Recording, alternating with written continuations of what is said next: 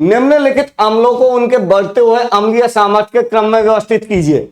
Halogen के hydride दिए हुए हैं बच्चों, हैलोजन के हाइड्राइड।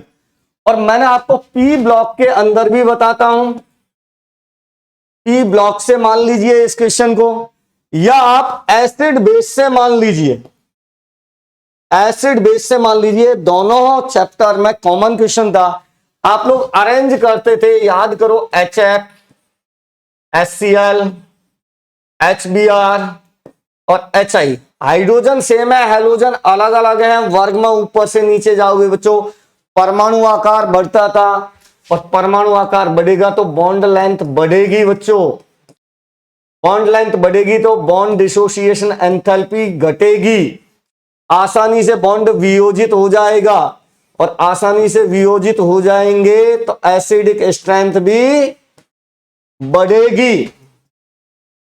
तो एसिडिक स्ट्रेंथ का ऑर्डर था बच्चों सबसे ज्यादा HI, फिर HBr, फिर HCl, फिर HF।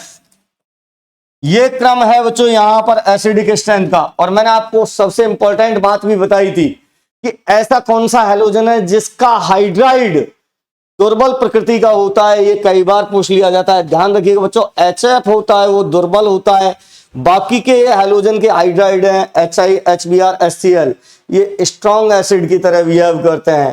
तो ऐसा ऑप्शन देखिएगा बच्चों, HI, फिर HBr, फिर HCl, फिर HF। तो ऐसा सेकंड ऑप्शन था बच्चों यहां पर, तो सेकंड करेक्ट होगा।